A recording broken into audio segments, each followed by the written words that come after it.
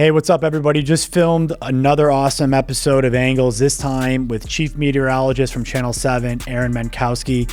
What an awesome guy. I mean, seriously, you guys are going to love this episode. We talked about all the things you're going to want to know about when it sort of pertains to meteorology. Like, how do they track storms? How do they predict storms? Like, how accurate can they be?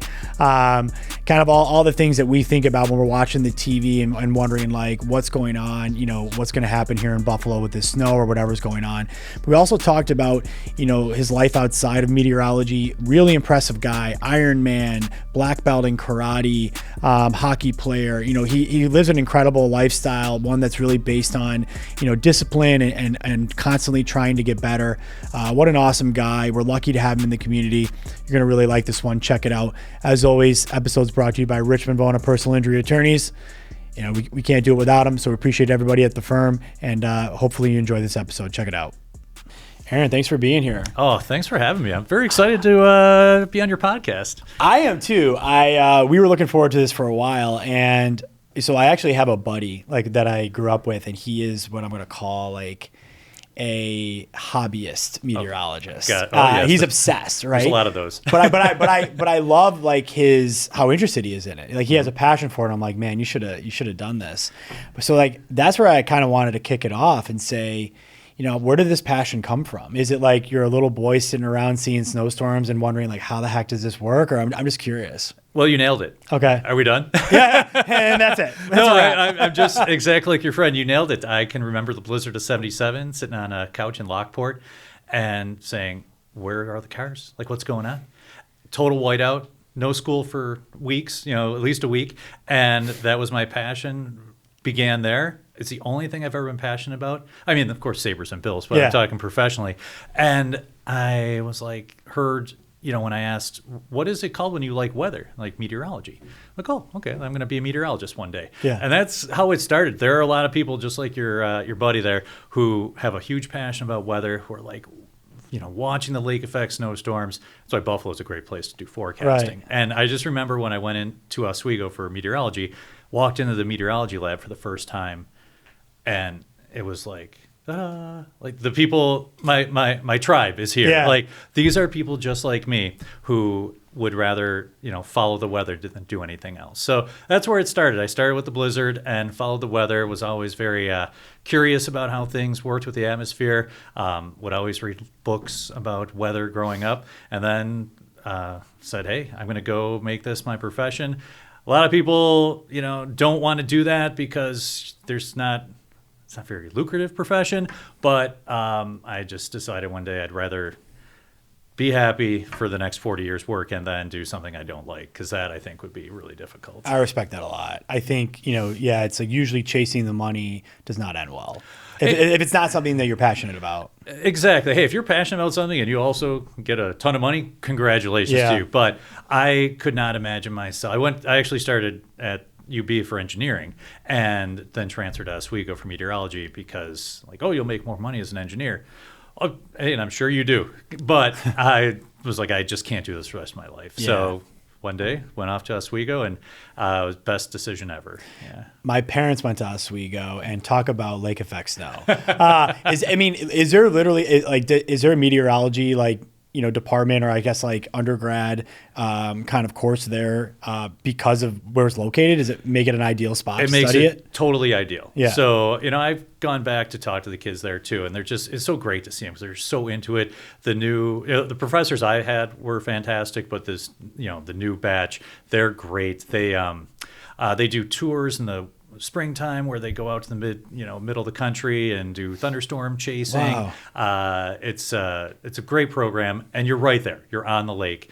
You can see the storms coming in. You can see the water spouts. You can see how the lake influences so many different things. So, the location there is great, and the fact that they've really put a lot into the program. And with your parents went there, but so did El Roker. Yeah. El putting a lot of money into the school, and their communications department, which then helps the kids who want to be on the TV doing the weather one day, has been built up as well. That's awesome.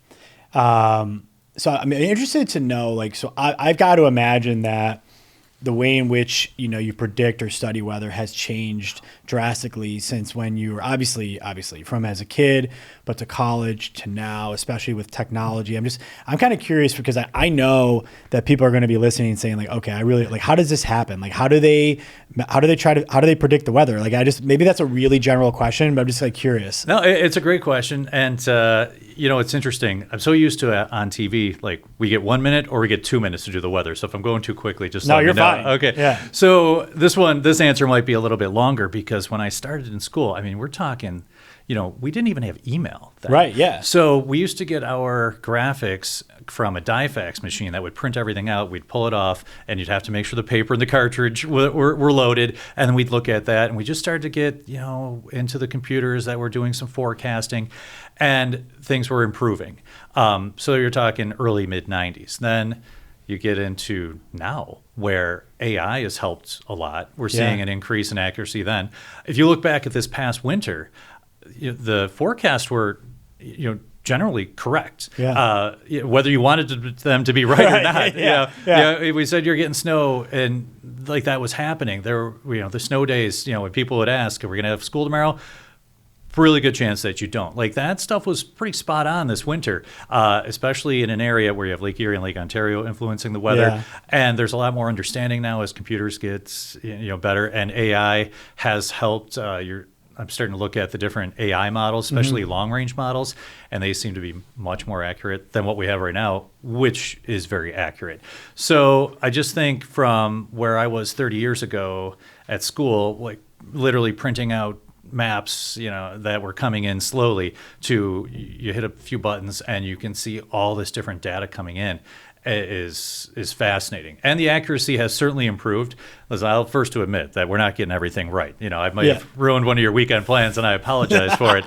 But, that's going to happen because you don't have data for every square inch of the atmosphere, and the planet's, doesn't have, data sensors all over it. But in this case, things are becoming more accurate. We're seeing the increase of accuracy with the technology increasing, and I think AI is going to continue to help that accuracy as well. Yeah, that's awesome. So I mean, I got to imagine, obviously, like the closer we get to the weather event, the more accurate you can be in terms of saying like, hey, it's going to hit this portion of the region this much, this one not as much as it gets closer. Like how far out?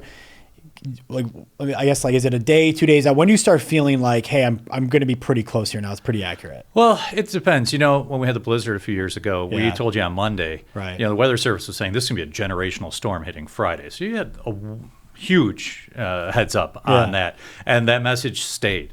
Generational storm. Life-threatening. Like we knew several days in advance. With these lake effect storms, you can usually see things trending about a week out. I don't like going beyond that. We're the 8 to 14 day forecast that we put up sometimes, like because things can change. But you could really see some of the bigger events unfolding. A lot of the Snowvember events you could see unfolding almost a week in advance. The Weather Service would put out a forecast discussion, and it would say, "Hey, next week this is going to be an incredible amount of snow for some parts of Western New York. It's still too early to tell you exactly where the winds are going to line up, but it's not looking good south of Buffalo." So if you live in the South Towns, you're usually more ready for stuff like that, especially really from October through the middle of almost April. But we can tell a few days, in advance of the bigger ones. And then on these day-to-days, like the day of and the following day, they're very, very accurate. And then as we get in toward next week, the percentage of accuracy certainly does decrease. So out of curiosity, I'm trying to think about the best way to ask this. How exactly, pretend you're talking to a 9-year-old, because you are right now when it comes to weather. I do a lot of schools for like third and fourth graders, so this is perfect. So this will be perfect. Can you explain like lake effect snow, like you're talking to like a 9-year-old? Yeah, sure. So let's see. Went to Oswego, the person who designed like the lake effect snow tree of things you look at, Tom Niziel. He worked at the Weather Service, worked on the Weather Channel, and now he just does a lot of stuff online. Mm-hmm. But he created this lake effect snow tree that you kind of look at. So first, you have the lake, and then you have air above it. Mm-hmm. So you want the lake temperature and the air temperature, say around 5,000 feet, to have a big difference. So say about 20-degree difference. And once you start to see a big change in that temperature, then you say, oh, okay, that could work. You want to see where the winds are. If they're over the lake, they're going to pick up that moisture and make it sway toward western New York. If they're not, they'll steer that lake band elsewhere. And then you want to look at some other things. So I would ask, my third and fourth graders, anybody ever go skiing at Holiday Valley? If their hands go up, say, okay, it's very hilly there, right? It's a lot different than, say, Amherst or Lockport. And I'd say those hills can make a big difference too, because you have the air rushing up the hill, and as it goes up, you'll have, think of a sponge, and all the moisture in it gets wrung out, and then it's formed, as snow. So I kind of look at like that, the lake temperature, wind speed and direction, and then what we would call orographic lifting. So the mountains down in Holiday Valley. So that's how I would explain it to That was very class. good. You're like a translator of chaos. I gotta write that down. I'm gonna have to watch our podcast. I love that. Yeah. That's so true. Yeah. So what does like an average day look like for you, assuming there's no major weather event coming? I'm curious, like kind of like how you spend your days and kind of prepare to be on live TV. Okay, great question. It's another thing I would do at the school. Hey, when do you guys all think I wake up? And a bunch of hands would go up. Our show starts at 5, so if someone will probably say 5, I'm like, nope, I'm already on TV by then. Yeah. 4:30. No, I need to get ready for the TV appearance. So I get up a little before 3, and then get ready. I check to make sure everything's still the same with the weather. I usually check the night before and then the morning of. Get ready, get to the studio. I'll meet with the producers at about 4 and say, like today, hey, there's a lot of fog, so let's pull up a bunch of different cameras showing the fog around the area. We try to get you out the door. The most important thing on a day like today, get you out the door. It was a little icy this morning. Yeah. Make sure you know about that. And then everyone wants to know what the weekend's going to be like. So we kind of do that. So all the maps you see on TV I have to make. So I make all those. And then they wanted to do... we're springing forward, so we do a graphic on that. Then we're talking about if you did not spring forward and you just left the clocks the same, what it would be like then. So we've had to make a graphic for that. So it's a lot of graphic intense morning from 4 to 5. And then I'm on live radio on BEN, 540, 640, 740. So we do some recordings for them, get all that stuff. The web needs to be done by 6 a.m. because we have found that's when most people wake up and go for their phone. So I want to have the latest forecast on by that time. And then every time you see me on TV, every graphics package, I should say, that you see will be different. So if you watched from 5 to 7, nothing would be the same. Yeah. So you're kind of recreating the wheel every like 10 minutes. That 4 to 7 goes super quickly. Then I get a little snack, and then we do live updates when Good Morning America for like 15 seconds or 30 seconds. And then we do the ones at 7:30, 8, 8:30, and 9. And then in between that, updating the web and also getting stuff ready for the next day. Sure. So. And then you're in bed by 5 o'clock? Oh, I wish. Not with the I mean, Sabres. you get up at 3. Yeah. Last night I watched that game. Oh, and yeah. It was awesome. I don't miss any Sabres, except when they're on the West Coast. I can't do that. Yeah. But you know what? I've found that I'll take a nap during the afternoon. Yeah. My kids, one's 24, one's 22. My youngest is almost 16. So 2 of them are gone. One's pretty self-sufficient. So when they were younger, it was tough. But now, take my nap, say hi when you get home from school, and then we'll do a few things. And then like last night, I should say sometimes I watch the games with my eyes closed, but if somebody turns off the TV, say, hey, put that I'm back here. on. I'm still here. So, and now that I've been waiting, 14 years for them to be good again, I'm not missing anything. I'm enjoying this ride. And, I don't get a lot of sleep. And, at my age, I could certainly use some more. But right now, I'm going to enjoy the Sabres, and I'll catch up at some point. It sounds like you're very disciplined, though. I feel like you have to be in this job, right? It's sticking to the schedule, like always being prepared, always, you're always on, right? You always kind of have to know what's going on. That can be exhausting. Like, is that, how do you manage that? I think you're spot on with all your observations right there. From that, no one at home watching cares if I didn't get a good night's sleep, or you stayed up to watch the Sabres game, but now you're slurring your words and you're not telling me what I need to know. Okay, just tell me what I need. So I learned that very early in my career. Do not let anything outside influence you while you're giving the message of the weather, because that's what you're supposed to do. So I'm pretty disciplined about that. Like I do a lot of races and stuff where you have to be disciplined for that. I like having a race on the schedule so I have something to plan for. I always take pride in almost always being on time, because as I also tell the kids when I'm at schools, hey, 5 a.m. the light comes on, and what happens if I'm not there? Yeah, they find somebody else to do it. I mean, listen, there's Those are good lessons. Yeah. And there's a ton of people who would love to come back and do the job I have. So I'm always aware of that, and I treat every day almost like it's a tryout for the next one. That's really good advice, actually, because again, I mean, you're in a leadership role. I mean, the whole community is looking to you at any given time to say, like, what is this day going to be like? Do I have to worry about my kids going to school tomorrow, staying home tomorrow? Do I need a babysitter? The kids are like, you better say it's going to be bad so they can close the school. I mean, do you think about that, or is it just like, I mean, obviously I can tell you take the responsibility very seriously, which is awesome. But do you think about that, or is it kind of like back of the mind, I'm doing my thing, I know what I got to do? I totally do think about that as someone who had kids who had to worry about, oh, are my kids going to be home? Is my wife still going to go to work? Like, what happens now?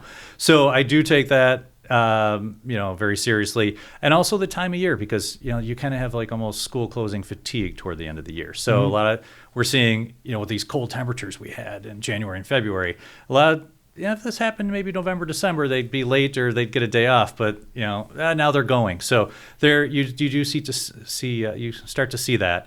But I do take that very seriously. I do speak to a lot of superintendents too. What are your thoughts? And it's like, I like to make the call. If you know for sure the night before, then 100%, let's do it. Yeah. But if you're on the fence, just wait. Just get it before 5, because people are already making, and they know that, but you're making your decisions for the day. And if you got kids at home and a lot of people have 2 people working, it does. I do understand that we play a huge role in that, and we want to make sure we can help as much as we can. Yeah. No, that makes a lot of sense. I think I read that you're the only certified broadcast meteorologist in the area. Is that right? It was right, because I was the 35th to get that. I don't know if that's still the case, because there's been a lot of movement at the other stations. But what does that mean, though? So the American Meteorological Society, instead of the AMS seal, they upgraded to the CBM, and it's just you have to send in videos of yourself doing the weather, and then you take this test, which was actually pretty difficult, which covers all realms of weather, from tropical meteorology to lake effect snow and everything in between, and even weather folklore. So when I took it a long time ago, it's like the 35th person in the country. I think they're well into the hundreds, could be 1,000 people now. But like back then, there was no study guide. You either know the weather or you don't. So you took the test and passed it, and then had my CBM. And then the next thing is CCM. It's a Certified Consulting Meteorologist. So I'm working toward that. I do a lot of the forensic meteorology, but they have different letters you can put by your name for that. Sure. So trying to throw a few more out there. Well, forensic meteorology too, for those who are listening to understand, is like you work with law firms as part of it, right? It could be a firm like mine. It could be a firm on the other side where, both sides are just trying to figure out like what was the weather like at the time of this event, whatever it was. And I mean, there's probably more to. I know there's a lot more to it than that, but that's pretty fair general. Description. That's spot on. The weather's involved with an injury, and you either slip and fall, or the wind knocks a tree down, or in my case, I had the flooded basement. What if the insurance company disputes what I'm saying, and then you have to hire someone like me? You're like, you picked the wrong guy. Your worst nightmare. So and then I say, I go back in time and say, this is what the weather was like at a certain time. The data doesn't lie, and then I download the radar, and then I just tell you when the snow arrived or when the ice formed, and then you guys go from there. We run with it. No, look, I always tell people, sometimes people are like, oh, it doesn't matter what type of expert we're working with. They're like, oh, you just get these hired guns. Like, no, actually, we only want to work with people who call balls and strikes. That's it. Like, if you give us if we're like, hey, this isn't good for us, we want to know. Like, that's it. Like, you just need to get to the truth and figure out what's going on so you can, represent your client, regardless of what side you're on, what type of case it is to the best of your ability. Exactly. So I take a lot of pride. I do a lot of work for defense and plaintiff sides, and it's really whomever calls me first. So I take your call, and unfortunately, sometimes I'll get calls from both sides on the same case, which is a bummer. But I did about 70 cases last year, so I do both sides. Probably about 60-40 with plaintiffs, just because they call first. Yeah, we're fast on the trigger. Oh, I've already gotten a few for 2026. So yeah, it's been a lot. Yeah. So obviously, being a meteorologist, chief meteorologist up here in Western New York, you're dealing with, of course, like all the snow, potential blizzards, lake effect, all that kind of stuff. So it's got to be pretty interesting for somebody in your position, because I got to imagine there's pockets of the country where like there's not that much going on. Yeah, that's why Buffalo's like a big city where a lot of meteorologists want to work. That's what I was thinking. Yeah, because you have stuff every day. This isn't San Diego, where you might get some rain 2 days in February, and that'll lead the newscast for and you'll be out there with wall-to-wall coverage, and then it's back to 70 and sunny, and it's foggy in the morning. Like Buffalo with the lakes. Is very difficult to forecast for, but it's also gives you a lot to work with. I mean, the lakes in the summer keep us cooler, and in the winter they give us a lake effect snow. So there's a lot going on. You have the hills in the south of across the southern tier. You've got the escarpment north of Buffalo, which can trap some cold air. There's a lot of microclimates in Western New York that you're looking at that if you're not from here would take a lot of time to figure out. And it is a challenge, and it's a challenge every day, which is nice because my day is never the same. Yeah. And then even with the forensic meteorology, like no case is the same. I could say, oh, finally, there's never a simple one, as I've learned by working with lawyers. But okay, this is a storm in progress. This will totally help the defense. Well, the ice formed, well before this snow came. Oh, okay, that changes things. So there's a lot. I think of it as a giant puzzle. Some days the puzzle is easy. Some days it's more difficult, but it's one I got to put together every day. Yeah, it keeps you sharp. It seems like it's like every day, like you said, every day is different. That's got to be cool, because like a lot of people, I think, get, they stuck in like the monotony of like the same thing, rinse and repeat every day. So it keeps you on your toes. I couldn't imagine. I mean, never did I think I'd be doing a podcast. You know what I mean? Like Me either. Yeah. Honestly, not until like last year. Yeah. No, but like seriously, how we've evolved, just with our our employment, and how you have to, because that's how things are going. Yeah. And you have to be able to reach people, for me, not just on TV, but also social media. And, do I want to go and do a reel on TikTok? No. But does my boss say, go do a reel and throw this on Instagram? Yes, that's what you have to do. So, you're constantly evolving, and you're getting outside your comfort zone at times, but, it is what it is. Well, also too, I mean, because I actually want to talk to you about like social media and how it's changed the game. Oh, yeah. Probably for better and for worse, like in your mind, I'm presuming. Yeah.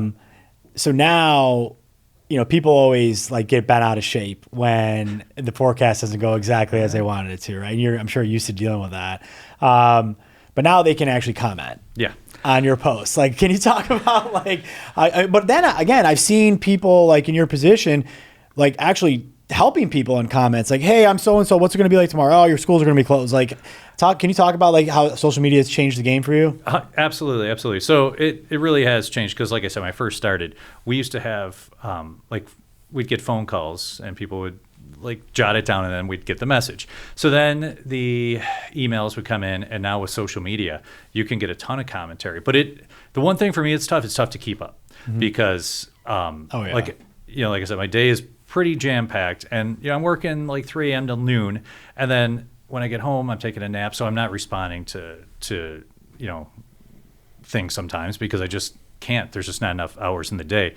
But you do hear a lot of the commentary. Most of it's good. I always tell the new people, like, just have thick skin. I mean, a lot of these people, it's kind of like a car. Like, you might drive and honk at somebody, but would you really like go and confront them in the parking lot? Probably, most likely no. Yeah. So I mean, if Joe from his basement wants to be mad because you got 4 inches of snow instead of 6, like, just let it go. Like, he's already forgotten, and who knows? Like, you bump into him, it might be like, oh my gosh, I wrote you one time, and I'm like, okay, it's great.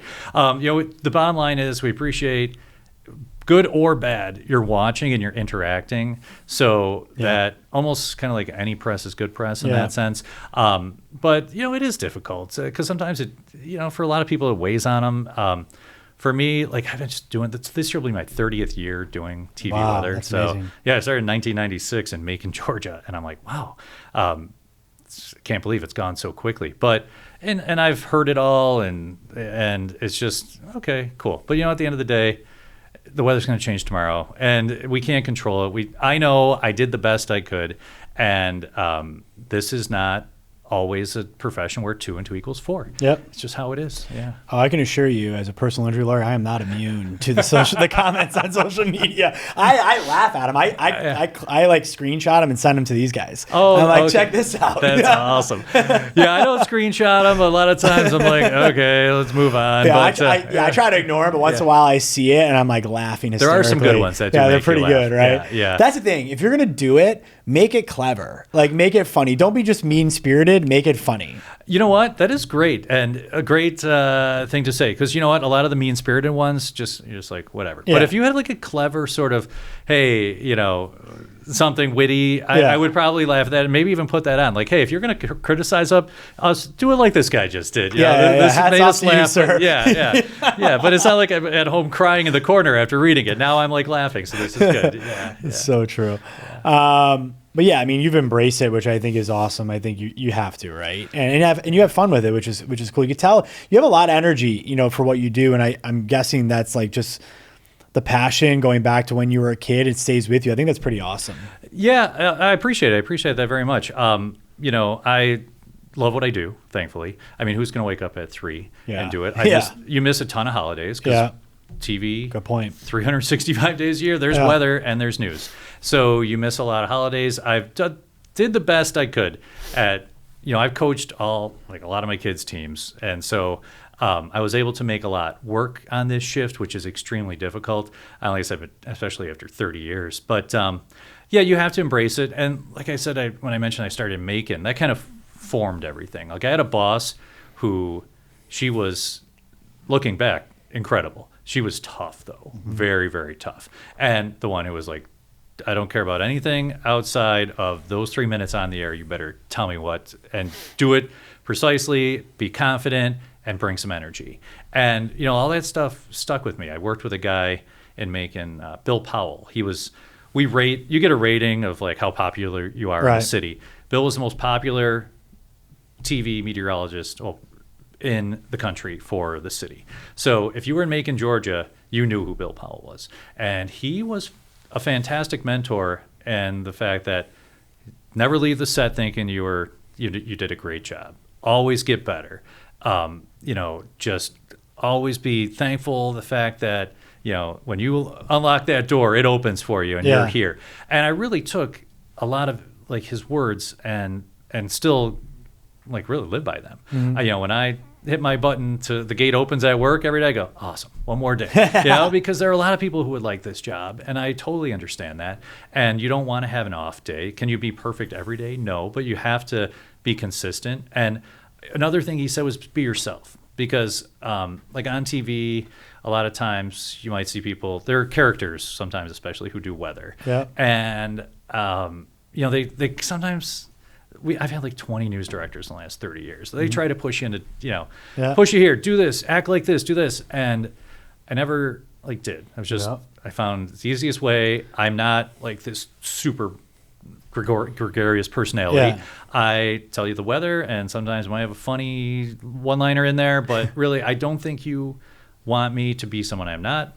So I'm just telling you the weather, and then you can prepare your day. And I feel like people have embraced that. I mean, I've stuck around. It's my 26th year in Buffalo next week. Oh, for sure. I think especially in this day and age, authenticity is being rewarded at a much higher level, but the level that it should be now. People really respect that, especially with how much overly produced kind of stuff there is out there now. People just love people who are real. Yeah, I mean, I could come on and juggle if you wanted me to. I could kick a soccer ball around, but what am I going to do? How is that going to make your day better? And how are you going to know what the weather's like if I spend 30 seconds wasting your time with some shtick? And thankfully, that first guy I worked with was like, come here. just be you. Yeah. Like, you know what? Don't. And he was like just a great guy. He's like, listen, I made this work. I'm the most popular, guy in the country. And what bald guy, look at me. And I'm like, all right, good point. But, he really took me under his wing and really preached that 30 years ago, saying, be authentic, be you, get some suits that fit because you look like you're wearing your dad's right now. But like, let's make this work. And you can do this. And, hearing that was great because when you're getting into TV, you only hear the opposite. Right. Like, don't do it. It's, the hours stink, or there's only 9 jobs in Buffalo of what I do.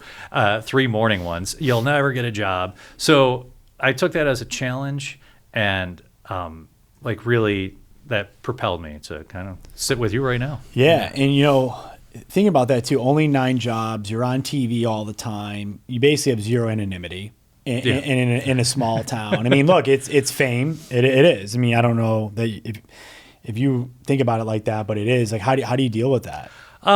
You know what? I find that around in Western New York, I'm not a Bill or a Saber. I think that would be tougher for them. Yeah. But, a lot of times I just kind of do my thing. Or a lot of people will say, you look like that guy on TV. I'm like, oh, I hear he's a nice guy. Yeah, he's the best. But, because once I'm done with work, I'm putting on running clothes. Yeah. And, when you're running, other runners aren't going to be like, hey, you got a moment? Because that's the last thing you want to do somebody on the bike path. Yeah. But, I'm very thankful anytime someone comes up to me and talks to me. I feel like that is a huge blessing to be like, hey, you know who I am from what I do. So it is very, very important. We do a lot of schools, and I've been doing schools for so long that young adults will be like, you came to my school 20 years ago, and I remember. I'm like, wow, I appreciate that. Yeah. And, I used to teach at Buff State, and I'll bump into some of my students every once in a while, and you can make a difference. So that is nice. But it's all part of the job, like you said, you're on. You're correct. I might leave at 11:30 or 12 or 1 if I do the noon, but you're never off. Right. And I would even tell the kids that, hey, you can't, make a huge scene in a restaurant because people are looking at you right now. And you better tip well. Yeah. Oh, yeah, we have to. You can't complain. Nothing's ever going back. So it's, that's part of it. But, I grew up in North Tonawanda, moved away and moved back. And just, it's been a great place. People always say it. It's a great place to raise a family. Yeah. And it's a great place to just, be. We have major sports and all 4 seasons, and for me, this weather always keeps me on my toes. Yeah, it's awesome. But you are on TV a lot, and we're as we've been talking about live TV. Do you have any fun or funny or maybe most memorable live TV moments?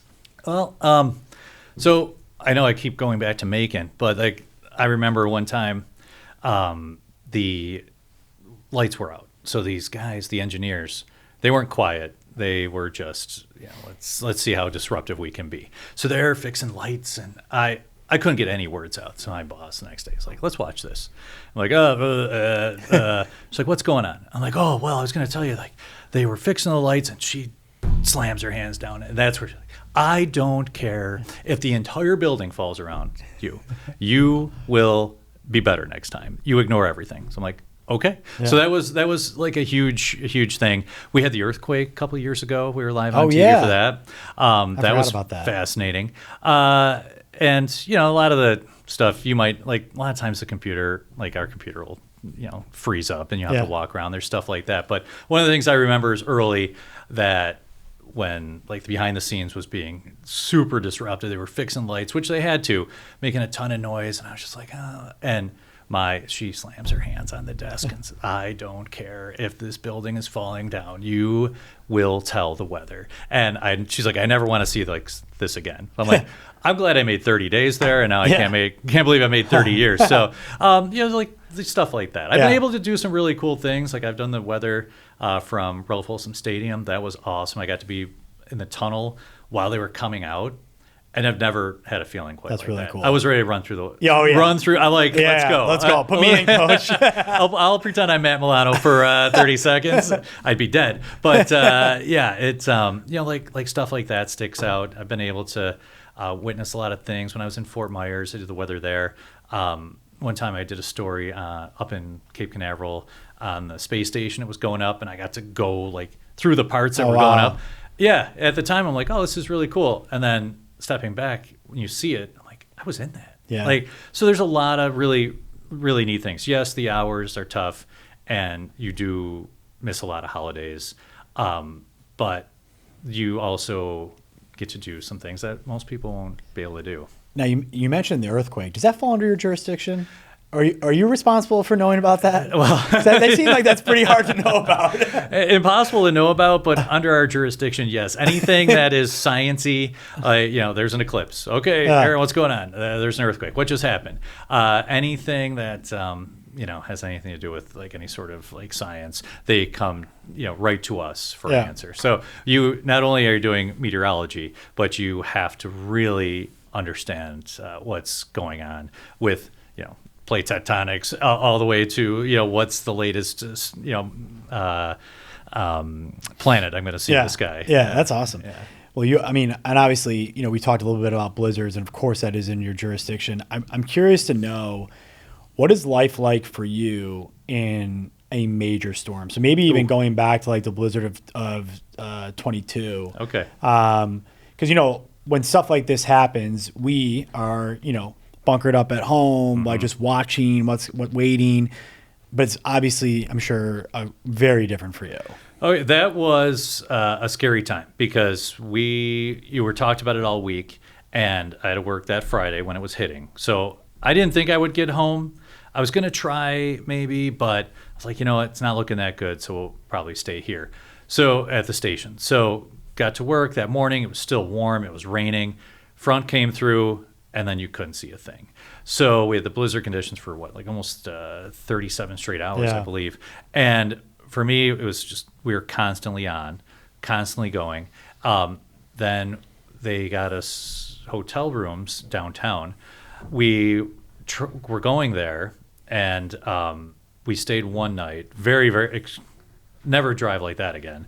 And I'm like, nope, staying at the station. And I remember, because it was Christmas, I woke up, and I'm like, awesome, cold cuts from the fridge, and a couple of Pepsis from upstairs, because people couldn't bring you food. Right. So basically, we were just kind of finding stuff, and it was a really crazy time because I didn't get home then until that late Sunday, and we were supposed to be in Florida, but every flight was canceled. Yeah. So we ended up renting a car in Niagara County because you couldn't get anything in Erie County, and then driving from Niagara Falls to Rochester, south to Florida. We made it an adventure. But with stuff like that, especially in that situation where, unfortunately, you knew that people could die in this storm, we took a very serious tone, and we were on basically 24/7 from Friday all the way to Sunday, keeping you updated. And it was I hope to never see anything like that again, because 47 people dying in a storm that we knew about is a tragedy. Yeah, for sure. And I think too, like there's some danger these days, right, with misinformation, right, especially with events like that. I think it almost goes back to, look, you respect people who have a passion for weather, meteorology, but they're kind of doing it out of their basements and putting it on YouTube. I guess, what are your general thoughts on that? Is there kind of be careful with the information you're consuming on social, probably like anything? 100%. Before you share that picture that you see on, see where it's from. Yeah. Because there's definitely a lot of misinformation. And then, people from who I work with or my boss will see that. Well, I just saw that we're going to have, it's going to be 85 degrees on Saturday. No, it's not. Let's take a deep breath. The lake is 32, so that's not going to happen. And this is like a graphic that someone just made up and put it out there for likes and shares, and it works. So there is a lot of misinformation. It can be frustrating. So I'm hoping that when people are getting their information, it's from the Weather Service or 2, 4, and 7 or BEN, just so they at least listen. These are the people who are from the area, because you get a lot of people who are not in Western New York, who are also sending pictures and, look at the latest, model run of this outlier model that has, an incredible amount of snow. And it can be frustrating, but stick to the people who know the area. I appreciate if you watch our station, but I understand if you have loyalties elsewhere. So just make sure it's a local meteorologist, because everybody who's on knows their stuff, and they will give you great information. What do you think are the biggest misconceptions about anything about what you do or how the weather works that you wish the general public knew? Well, when you're like, oh, you're always wrong, or you get paid to be wrong. I'm like, well, okay, 99% of the time we are correct, and I get it, and you laugh, and it's tough because you're under that microscope. You make a mistake on TV, everyone can see it. You make a big mistake on TV, someone can rewind it, record it, and put it on the internet, so they can show everyone that you made a mistake. So, you're kind of walking this tightrope every day, but You have to embrace it. Sometimes things are just not going to go your way. As far as the general public, I wish they could see, sometimes, like I said, I'm trying to put this puzzle together. Yeah. You could see the puzzle pieces I'm working with, because sometimes the forecast is very, very complex. You had freezing rain, for example. You're off by a degree or two. And why all the hype? I thought we were going to get all this ice, and the atmosphere didn't cooperate with me, so I apologize. Even the October storm, that they'd never really see anything like that. So a couple degrees warmer, we're talking about a rainstorm in October that no one remembers about. Yeah. But when the atmosphere cooled, when it started to rain, and then it switched over to snow, and then now we know it takes about 2 inches of wet snow to bring down branches and trees in October. It changes things. But we're still learning. Technology's still improving. I don't think there's ever going to be a day where the forecast is going to be perfect. Like I said, 2 and 2 is not always 4 when it comes to what we're trying to do. But you're getting the best information, and the Buffalo Weather Service also has some of the best meteorologists. So you have a lot of people who have your back and are doing the best they can. And, there's not, we're generally giving, for the most part, everyone's giving you the same message. What does it mean when you read, this might be a really stupid question, and I'm only asking this because you see these, I was today years old when I learned this this. What does it mean when it says there's a 70% chance of snow? Okay, well, yeah, it's kind of it's a great question. It's more of a point forecast, when you're kind of looking at a grid, a 70% chance on that area. So when you get a higher percentage, it's a most better chance for rain. So you're kind of looking at this. You got to step away from a certain way of thinking and looking at more of a grid. And so that's how we kind of put it together. You put the percentages out there. I think if you see 90%, it's going to rain. And I think that helps the viewing public. I have a graphic that shows here's the rain chance as the day moves along. And especially I'll show it when it's 80, 90, or 100. Yeah. So it's going to rain. Yeah. You see the big green on the screen on the radar moving toward Buffalo, and the chances increase. So that's it's more of kind of giving you a generalization of something like that where it is going to rain or snow that day. If you're on the news and you're hey, it's a 70% chance of rain, and maybe there was a family barbecue plan for that weekend, you take heat, and then it doesn't rain, and people are Aaron, so we canceled the barbecue because of you. Yes, and I do say never cancel a plan because of a forecast, especially on a Wednesday for a Saturday. Yeah. But about 15 years ago, Memorial Day was supposed to be a washout. I mean, it wasn't. It wasn't a beautiful weekend, but you had a couple of sprinkles, and people lost their minds. I actually had to do a story on why the weather was wrong that weekend. I'm here's this big low heading toward us, and then it just stopped. And all the models said it was going to rain, so this is what happened. And it impacted one of my bosses at the time, so they were very upset. You got to tell people. I'm okay, so we did something like that. I mean, like I said, I've probably ruined a weekend plan or two, and I apologize, but it's been 26 years here. That one sticks out because remember, it was Memorial Day, and I'm I remember being outside going, Oh boy, this isn't going to be well, good on you know Monday. where that comes from, because everyone's just like, okay, Memorial Day is such a roll of the dice every year. Yeah. But if it looks like it's going to be nice, people are like, I've been cooped up for 6 months. Like, I can't wait. Or vice versa, right? Yeah. Oh yeah. Well, wait till like tomorrow. We're going to be in the 60s, and you're going to see people wearing shorts. And it'll be, you got the Shamrock Run, and everyone's going to be excited about that. Yeah. Things will then change again. We're back in the 30s next week. But when you get those teaser days from now through Memorial Day, where you just start like, okay, I've been, sitting in the garage or sitting in the house just waiting for some nice weather, and then you told me it was going to rain, and I was going to have a party. So yeah, that is one that really sticks out. That was a long time ago, but I remember having to do like an apology story on that one. Yeah. Fun times. Yeah. Yeah, I can imagine.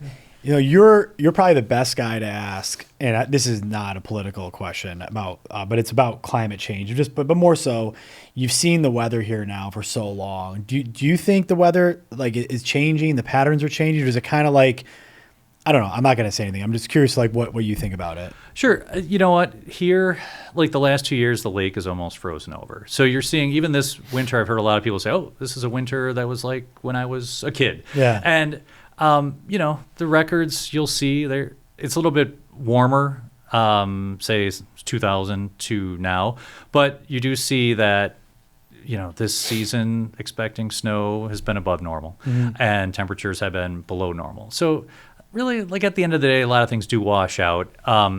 So there's not, I think you need a bigger time frame, I think, to look and make a decision. Like you make a lot of, what I worry about is decisions that are made that use more emotion than facts. Yeah. And that's where people need to be careful, because our time, and it's such a highly charged thing. So anytime you mention it on the air, you're going to get, I know I'm getting 10 emails, split down the middle. Like I didn't even say anything, but and for me, like you want to see more. I'm a data person, so I want to see more before you see any change. And a lot of people are like, well, we have the data. But a lot of times it starts in 1970, or 1980, you're coming out of a cool period to a warmer period. So if you just using the data and making decisions, not so much emotional, but more seeing things. Have I seen a lot of different weather? I mean, but it's Buffalo. Yeah, of course. Yeah, like, that makes Yeah, sense. one day, like this week, it's going to be 70. It could be 70 tomorrow, then 30 next week. Yeah. So that's a lot of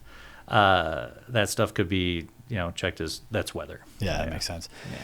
So we've gotten into it. I feel like we have a pretty good understanding of again, like how disciplined you have to be, what your schedule is like. I mean, you're getting up so early, because you got to be accountable to like the entire community. Yeah. But outside of that, you're a very active guy. My research shows. So tell me if I'm right. Ironman. Check. Okay. First degree black belt Kempo. Oh, check. So you're the Chuck Liddell of weather. That's literally where my brain goes, because like Kempo karate is Chuck Liddell, right? Yeah. Right? So I'm just turning red. So yeah. So, that's awesome. Oh, thanks. I mean, you're part of the. I believe you were part of the first ever 11-day power play. Second. I Second? did the Okay. second where we have the world record. That's what I meant. The Guinness World Record, right? Yeah. And then you even alluded to the idea that like when you get home from work, you're throwing the running clothes on, and I took that as you're going for runs, you're working out, you're staying active. Where does all the energy come from? I mean, it's awesome. Oh, I appreciate it. You know what? I've always liked a challenge, and did Ironman Lake Placid in 24, Ironman Chattanooga last year. This year, I'm trying to find which race I'm going to do. I'm going to do a half in June, and then maybe Boulder has one, right? What's that? Doesn't Boulder have a half? I don't know if Boulder does. I want to drive to one. Oh, cool. Yeah. Because I have my bike, and it's so expensive to fly your bike out there. Yeah. So I'm going to Springfield, Massachusetts has a half. I might do Lake Placid again, just trying to see like what my body can take this summer. The world record, I mean, that's pretty cool. Like those 40 people who dedicated 252 hours of straight hockey. We lived at Riverworks. You're not going to find a nicer group of people. I think that's hugely important. I always tell my kids, surround yourself with nice, positive people. Yeah. There's so much negativity. And like I have to weed through it in the morning with social media, and you're just like, get out, go take a run. You'd feel so much better when you do. Yeah. So It really started when I turned 40 and my buddy Joe was like, let's do the Tough Mudder. And so what are we doing? We're running 11 miles and we have all these obstacles. Okay. So I ran. I'm like, all right, I used to run a lot. I played soccer, made a half mile. I was cramped up. I was so mad at myself. So trained for that, did my first 5K, did the Jim Kelly 12Ks, did a half marathon, and then I was doing then you just kind of get it like that runner's high. Yeah. And I do a lot of stuff by myself. I'm in meteorology, like you're just like one person. There's not a newsroom with you. I work kind of by myself. I go to lunch by myself all the time. Like I don't mind being alone. It's great. And so, I'm running, but running was getting boring. Right. And so then I did trail runs. And then I was, there's an ultra trail run in Letchworth, Segahunda. It's coming up in May. It's an amazing race if anybody wants to do it. And I did that. And then I was talking to someone on the bus when you go to the starting line, like, they were talking about triathlons. And I'm like, oh, but I can't swim. And my bike is from 1996. Like I literally bought it when I graduated from Oswego. And so they said, join the Buffalo Triathlon Club.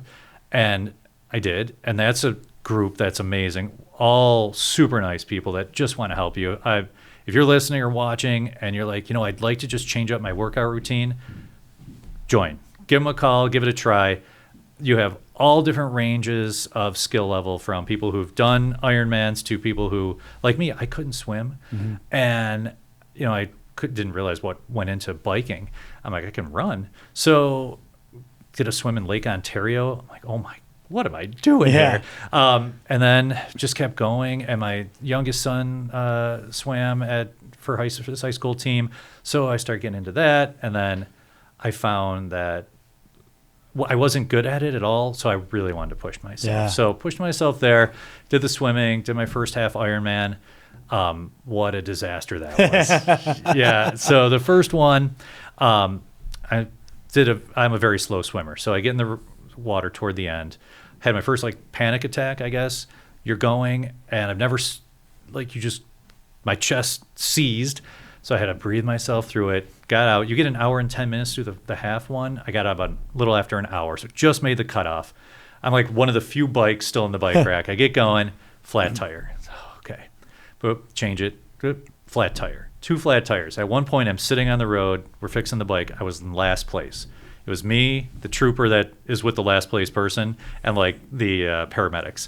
So we get that going. I'm hearing people finish, and I still have 30 miles to ride my bike and then run a half marathon. Old Aaron would have totally just said, all right, it's not my day. But just made the bike cut off, then did the half marathon, and I'm running, and you got to do 2 loops. And the second loop, everyone's like, hey, congratulations. I'm like, nope, so you got another 6.5 miles to go.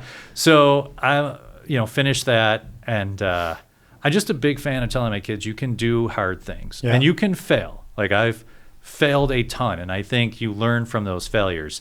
And how would Dad feel if, I got 2 flat tires, but isn't that life? Right. It's not all rainbows and lollipops, I tell the kids. So battle through it. There's nothing wrong with, battling through a difficult situation, and then moved on, and then crossed the finish line and said, I will never do anything like this again.